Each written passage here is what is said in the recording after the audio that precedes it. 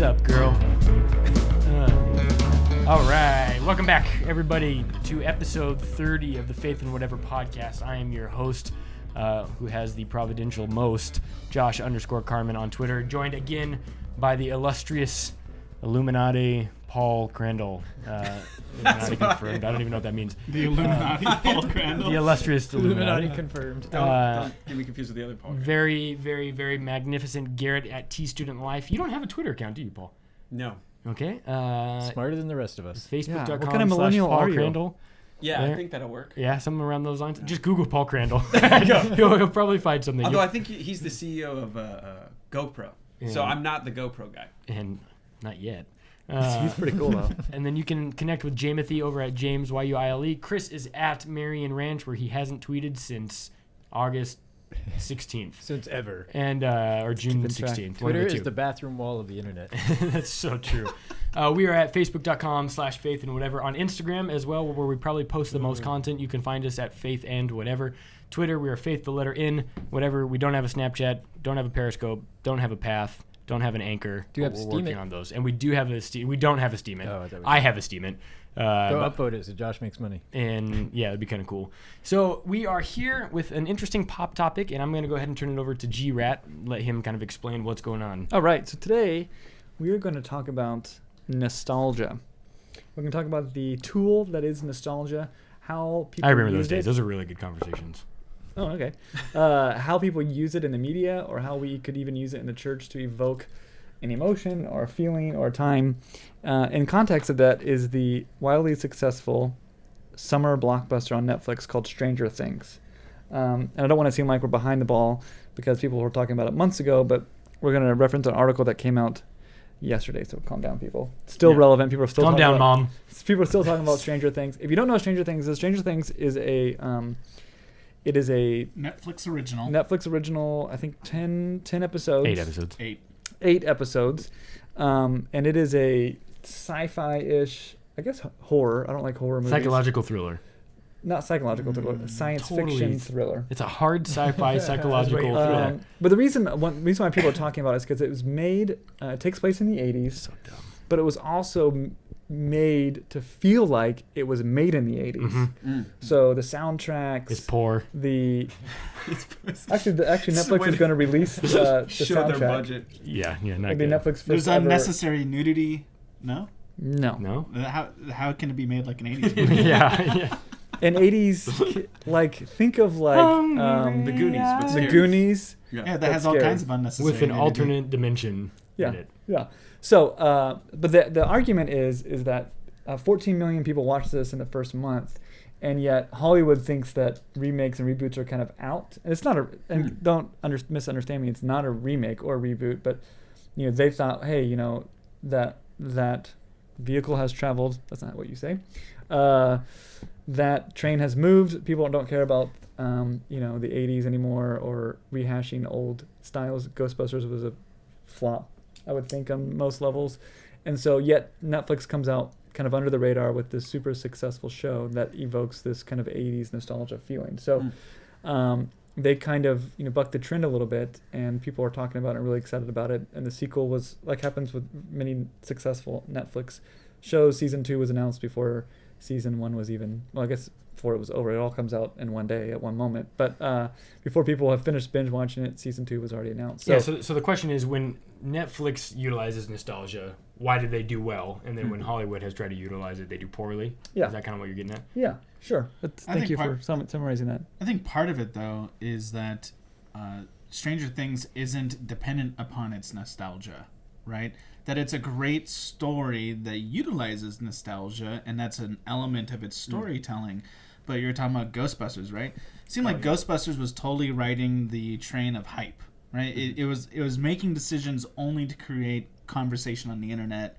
You think? I think so. Don't you think it was made before conversation internet even I think completed production and then? I mean, there's nothing wrong with recreating something and casting a gender change. Like, I'm not arguing that, but I think when they did it, they knew they were developing a conversation by replacing the entire cast with women. Okay. Like, I think that was their goal, to create that argument. Thus, it's like to basically Trump into the movie world, right?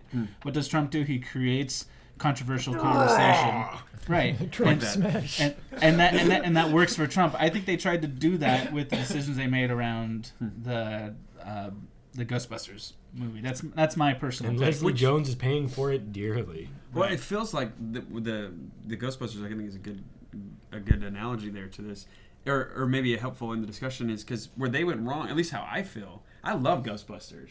Yeah. That's wonderful. I love to remember that, reminisce in that. But what they did was almost remake what was already good and almost insult that by trying to do something different and changing the cast, changing everything, changing the feel. It's almost like they're remodeling it. So I didn't feel like it was nostalgia because this is shot in an 80s feel. So it's almost like they're celebrating the 80s, which makes sense because the millennials, there's so many of us, and the tail end of the 80s, there's a huge population boom. Things were better back then. 100%. Cold War was ending. Yeah, exactly. And Gorbachev tore down that wall. Sonic the Hedgehog. There's a lot of good things. David Hasselhoff. Well, that's regrettable, but and I think don't hassle the Huff, bro. what they did was disgrace. I think the past, whereas this is more celebrating it. Yeah, the reason why people, I think, are really liking Stranger Things is their attention to detail to make it look like authentically 80s, not in any parody at all. Right. This isn't the first thing that they've touched. Netflix, that is. That's like remake, right? They did Wet Hot. What is it? Wet Hot, American Summer. Yeah. They're doing another thing at Gilmore Girls, which is like early 2000s show, but the X-Files is even updated there. And then Arrested Development came back. In a different X-Files that's is a not great show. Netflix, but yeah. In a different way, House of Cards is a remake. It's a remake of a British show. House So of Cards. why? Well, we just do better than what they do. Most Office. stuff, that's true. Back-to-back World War champs. Sup? So the other question is why is Netflix having so much success in all of these things? Partly probably because they're picking better things to continue on and do, right? They probably have a better choice. But all of the remakes and kind of sequel stuff that's been at the box office this year has floppy, right? At best, right? Ben-Hur was terrible. So I've read. I'll watch it tonight and then No, you won't. post an update and let you know.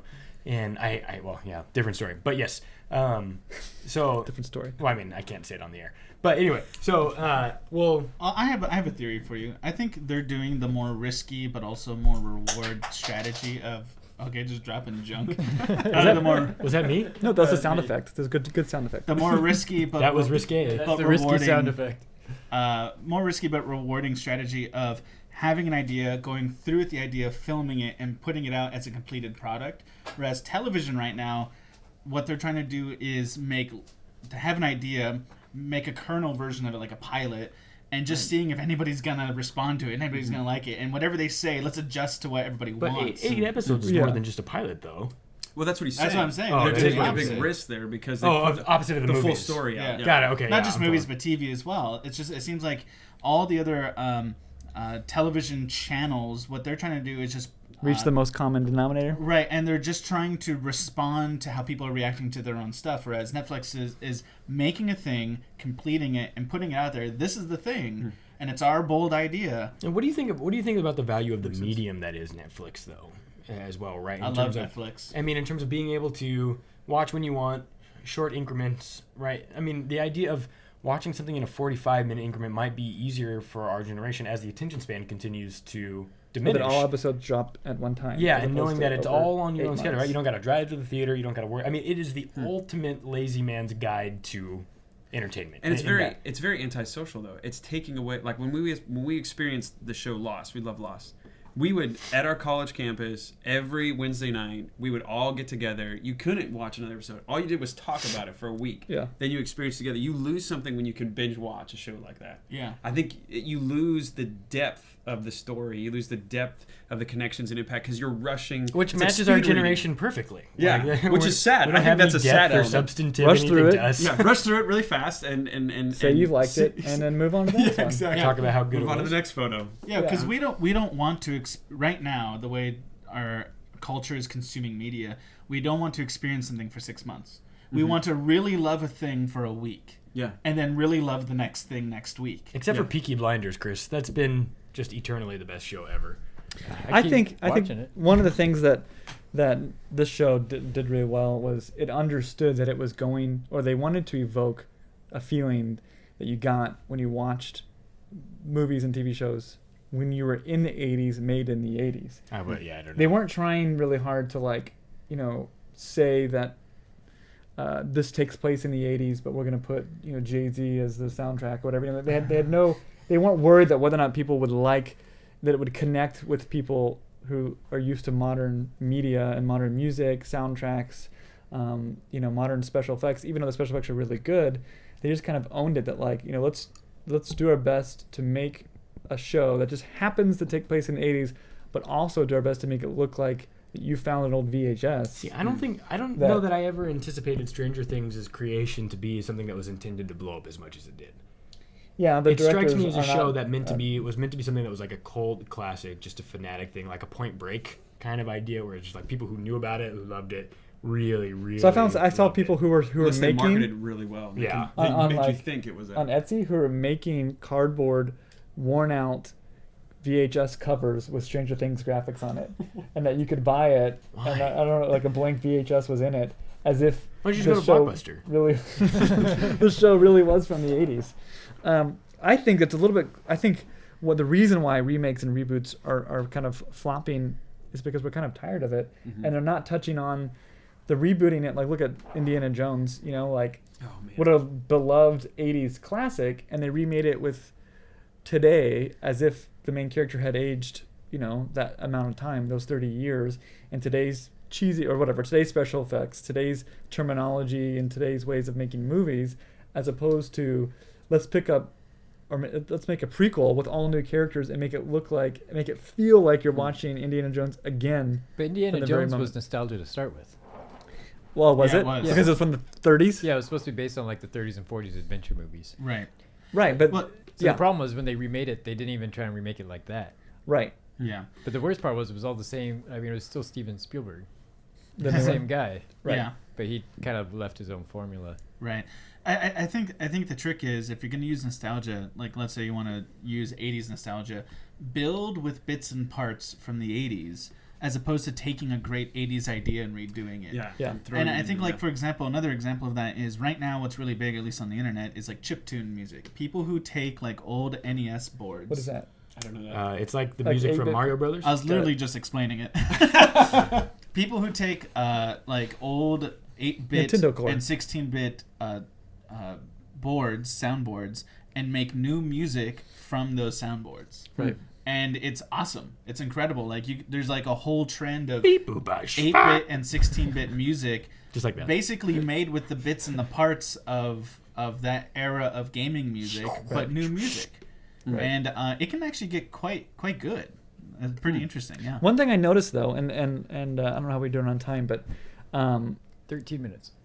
even though this was on Netflix, it was a Netflix show, Netflix is really popular with all age groups, 18 to 49, even younger. I noticed that none of my students had any interest in watching it, even though they claim to love the 80s, and the 80s are awesome. I don't know why they think that, because they know nothing about it. Yeah. They were like, they never... It's because they're even more shallow than we are. Yeah, they wouldn't So, watch it. Like we're surface level. They're just like stratosphere. They're like shallow. They're like, They're who's in it? skimming And I'm like, everything. you won't know anyone who's in it. They're like, Yeah. oh, Winona okay. Ryder. They had, But they don't know who that is. But here's an I important only fact know her about from the Netflix. Sex Fifth Avenue thing. Netflix doesn't have viewer commercials, so like it doesn't work for Netflix to just attract anybody to watch the show. The only person Netflix needs to attract is the person paying the bill, College students. right? So it's not the young kids who are paying that $9.99 for Netflix. It's Correct. their parents. Is it It's the $9.99? parent you need to please if you're Netflix. I just thought it was interesting that they had no desire to watch a show that takes place in the 80s, and they supposedly don't. love the 80s. They don't. But this isn't a new trend either. I remember American Graffiti was capitalizing on the nostalgia of the early 60s, but it came out in the 70s. Right. So the Happy value. Days. This has been a long time trend. The Simpsons. But I think it's been a while since something has kind of exemplified doing this really well. At least, But that's really, I think, the key for Netflix is they just do things well. right. And it's almost irrelevant what the other context is. So I was reading the directors are these two brothers, and they haven't done a ton of. From Chapman Film School. Uh, Is that correct? The Duffers. Yeah, the Duffer Brothers. Yeah, they haven't done a ton of stuff, but I guess they've. Soon to be the Duffer Sisters, probably. That was a Wachowski joke. That was a by the way. Wachowski. Yeah. But what they said is that they were remaking Stephen King's It, and one of the original directors backed out, and they were next in line, and that they went and kind of presented their idea for it, and then Paramount, Warner Brothers. Warner Brothers said no way, Yeah. and then Netflix grabbed them for this, and so it was kind of like, Oh wow. maybe their genre is kind of like remaking these things, and Netflix is probably not going to let them go. It could be that we are actually that Stranger Things is in a very broad sense their idea for it. It could be that they might have just adjusted some of it. Yeah, they wanted to make it take place like in the Because same. I can totally. I've not watched all of Stranger Things yet. I'm partial through it, but They all died. thinking about how it's filmed and the way it's being like sort of presented, it feels like the original It film. Which Now is that I think about it. terrifying. Oh my gosh! Yes. So many nights. So So this scary. this is so interesting, largely because it's like they took sprinkles of several different '80s things and put it together, right? A little bit of the Goonies in there, Uh-huh. a little bit of well, not it, but what was the other one? A little Alien kind of feel. IT, right? E.T.. IT. IT. No, I was like, That's it. I'm thinking IT, the technical alien. Okay, we're just gonna leave those jokes out. Close So- Encounters. Yeah, so I mean, there's several, right? There's a smorgasbord, an amalgamation of all these different successful '80s franchises that they came together and put. But Netflix is super good. Is either just super good at spotting talent, which is, probably true. True. In that own sense, but like they hit it out of the park on every single original thing that I've watched from them. There hasn't been one Netflix original thing, even still to this day. I said that 6 months ago when we started this podcast, and it's still true. Like, nothing on Netflix has been boring. Everything has been good. A little slow, maybe at times, but nothing has been. Even House of Cards through the 4th season has been super strong and very excellent. But what is it that they're doing that big movie screens are missing? What's the difference between? Because I don't think Netflix is necessarily interested in having a show that continues. Some other shows do because there's space for that. Yeah. But I think they're only ever interested in producing one season and bringing it to a definitive close. And then if there's room afterwards to do a second season of that door can be open. So a story that's strong enough to stand alone. Right. So really, Right. they are the contemporary version of the short story. Right. Essentially, as they move into that medium, would that be what your argument would be? Exactly. I mean, it used to be, as a young person, I watched a lot of Japanese animation. And Japanese anime today is a very different beast than it used to be. But a compliment that one used to be able to give Japanese anime is their way of producing their content was they would make it beginning to end and finish it before one episode of anything came out. You would know that this show has an end and a definitive end, and there's no desperation. Cowboy Bebop is like that, right? There's no Right, Firefly ending. Yeah, Oh, Cowboy gosh. Bebop is an Dragon excellent Ball Z. example of that. It comes to a definitive end and it's over. And the way Japanese anime tended to sequel things is they didn't do second seasons. They would create an all-new show that's a spiritual successor that has the same themes or some elements of the same plot, but not the same characters, not the same story. Yeah. And Netflix is similar, not the same to that, but the idea is they seem to only ever be interested in the one season they're producing, and if they have a new idea for a new season, they'll do it. Great. If not, it's strong enough to stand alone. Yeah, it's done. I think I don't exactly know why, but I think it has a lot to do with its revenue style, the way it gets its money, not from necessarily advertisers, but from subscribers. And I think that somehow lends into the fact that they can take more risks, I think, and they're not having But to nothing's own up. flopping. They're not having to own up to the executives going like, will this sell and will this bring in ad revenue? Like will people watch this, but also will people be willing to put their product in the breaks and have that those are the correct customers lined up with the correct ad viewers? All that I'm working. That they don't have to do any of that kind of finagling to figure out if that's the right person to be watching an ad to later buy a product. They just have to make sure, will my subscribers like this enough to keep subscribing? And I think that lends And because itself they charge, to different. and realistically, because they charge such a cheap price. Yeah, I don't think people are going to cancel with one. I can watch anything People I aren't gonna want on cancel with TV, the bad and shows. I still keep Netflix there just because YOLO. Yeah. It's like $7. Right. Yeah. But if you get enough people to think like that, right, that's millions and millions. So, ready? of Last dollars. question. How do you think that we, as those in ministry, can harness the idea of nostalgia when it comes to like communicating God's truth? Just tell them it was way harder back then. And they have it way easy. So stop whining. Well, like There you go. Done. like I know we talk about I talk a lot about in You guys will our never have to be area. crucified. In our area, we're reaching a lot of ex-Catholics, And the vast majority of those who aren't Catholics anymore would have negative things to say about. But for the record, he didn't say we're reaching Catholics. He said we're reaching ex-Catholics. Yeah. That's a different thing. It's just funny because kind of like all Catholics are kind of ex-Catholics anyway. So Right. So like, how I do did we not say like that. when we communicate? That's Like, fine. how do I own we like tap into the good memories they had about growing up in the Catholic in Church, church. but also address the fact that they might have a lot of hurts or whatever. They might have a lot of negative. There's obviously a reason they don't go to church anymore. It's like, how do you like kind of employ an aspect of nostalgia when you kind of reach people who basically 95% of all Americans are who don't go to church are ex-churchgoers. Paul's the most godly out of all of us. So if you want to take a shot at that one. Well, I think a lot of what you're saying about Netflix, it sounds like they're just better storytellers. They're planning from beginning to end. Whereas you feel with shows, they just go on and on and on and on, reinvent, try to get, Stop market remaking share. Superman, DC. Yeah. Stop it. So they're better storytellers. I think that's the application. We have to be better storytellers. There are glimpses in kind of things in people's stories, whether it's Catholic or not. I mean, we're all creatures of God. There's a story being told before we get to the Christian story, but they're part of that story. So you it's almost like you treat this book as this is beginning to end, but you're in the middle of this, or maybe 85% or whatever that is, really you're everything before Revelation, but you're stuck in that piece. You're a part of the story, and your backstory is part of the story. Yeah. No matter your Christian experience, or your Catholic experience, your Jewish experience, your Muslim experience, whatever it is, we all have a fallen nature, and our story fits into this one. I think what we tell people is your best ending is in Christ. That really the hero you're looking for and the ambition you have, the quest that you're on, will only find its satisfaction in Christ and how he ends the story.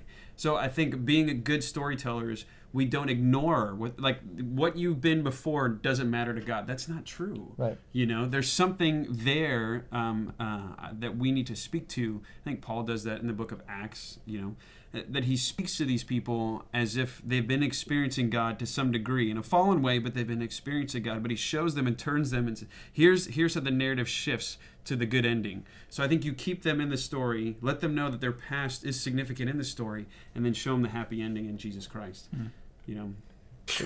Heavy and a half. Yeah, for sure. You got any thoughts, James? No, I thought that was really good. It's super And Josh good. and I happened to teach just a random class, and part of that class was talking about presenting to your children how your family's narrative fits into the overall. To be fair, narrative James of taught God. that. I just kind of stood there. That's as long as And a really good class. Yeah, and I think that's a really excellent concept, is being able to speak about your family as a narrative and being able to fit that narrative into the narrative that God has, that God, his creation, what he's doing in the church and with people and humanity. And I think you nailed that in saying it in a different way, that by being good storytellers, right? Yeah. Being able to present that story is a very powerful thing. It's a form of nostalgia almost. Yeah. Yeah. I love that. I often do announcements at my church, and I welcome guests, and I'm like, if you don't know what to, we'd love to meet you, and if you don't know what to say, just come tell us your story. And then get out. Yeah. Like, Get out. I'm just here for the donuts. we need your parking for the next service. Come get a coffee and just tell us your story, right? Because you're here for a reason, and Mhm. and you've got a story, and we all do, and it's important to God, and it's important to us. There's also just a great value in going slow with stuff, right? Not rushing through things, not rushing through life, not rushing through lessons, not rushing through planning, not rushing through preparation. Like we started a new series this morning with our junior hires on the book of Mark, and we only went through Mark 1 through 8 today, right? And we examined the plot. Almost very like reader response criticism in the way that we were doing a lot of the analysis of the text and what was in there, and allowing it to come alive in its own right? Like there's the professor would always say, right, you put on your net yarmulke when you read in this kind of idea, but trying to transport yourself into that story, it allows you to connect with the characters and understanding like you can read this as a story to a degree, right? Especially the Gospels that are trying to present a point and make a persuasive argument there. So Netflix is killing it, man. I mean, For sure. Ultimately, they just continue I'm to. surprised no one's bought that If now. they could just put out the Bible, that'd be great. Yeah, it couldn't be any worse, I'll tell you that. So with that, make sure to follow all things Paul Crandall at notavenue.church. Visit if you are in the Anaheim area. You can go to Knott Avenue for morning service at what time? 9 o'clock and 10:45. It's at 10:45 after you sleep in. That's right. From binge watching Stranger Things. Right, and That's then right. go grab some lunch at Downtown Disney and then head over to Disneyland. It's super easy. Feel free to connect with us at faithandwhatever. If you have a question for an episode you'd like to see us do on the podcast, email us at faithandwhatever@gmail.com. I'm Josh_Carmen. This is facebook.com/Paul Crandall. And Garrett is at TStudentLife. Jamothy is at JamesYUILE. And you can find Chris at Marion Ranch. Thank you so much for hanging out with us today. See ya.